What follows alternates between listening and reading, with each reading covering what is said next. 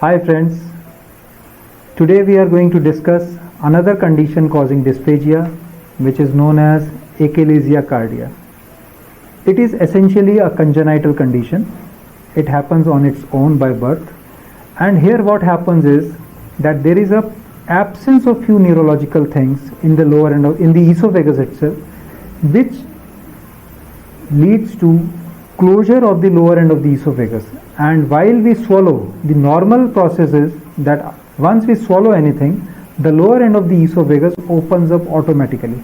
But in this condition, because of this neurological deficiency, it does not open and thus causes difficulty in swallowing or dysphagia.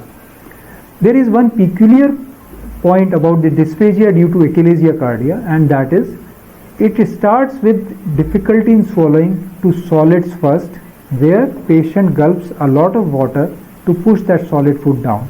In all the other forms of dysphagia, it is the dysphagia or difficulty of swallowing to liquids first and later solids. So this is one difference. Now coming to the treatment and diagnosis of this achalasia cardia. Diagnosis is initially by few tests. One is barium swallow, wherein we ask the patient to swallow a liquid which appears as a contrast on X-ray imaging, which tells us that the lower end is obstructed or narrow. The second test is upper GI endoscopy, wherein we rule out any other cause of obstruction like cancer or any other thing. And third is manometric studies, which specifically tells us that yes, it is nothing else but achalasia cardia. Now once the disease is diagnosed and pinpointed as achalasia cardia, there are three modalities of treatment. One is medical, that is there are drugs which can dilate leads to the dilatation of the lower end of the esophagus, but it is not very successful and is not the treatment of choice.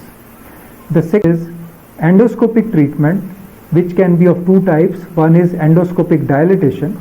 Again, the success rate of dilatation is not very good, so it is not a preferred choice.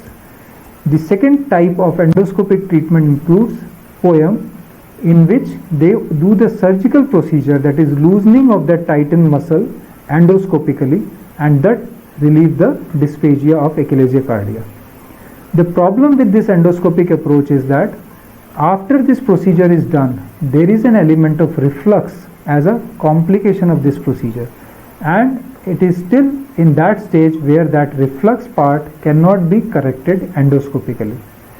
So the final option of treatment is keyhole surgery, that is laparoscopic surgery, wherein you go by a few keyholes into the abdomen, open up that tightened muscle and relieve the patient of that obstruction that is causing dysphagia.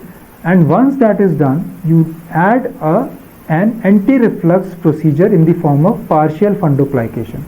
So here in laparoscopic procedure, you treat the primary pathology, that is achalasia cardia, and also treats the reflux generated because of the treatment of achalasia cardia.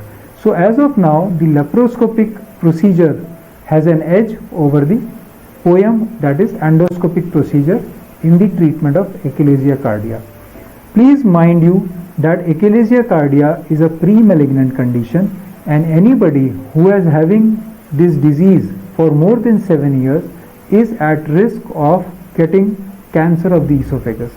In that case, please make sure that you get annual endoscopic checkup as a surveillance, so as to detect the cancer at the earliest, because early detection is the key of successful treatment of any type of cancer. Thank you very much.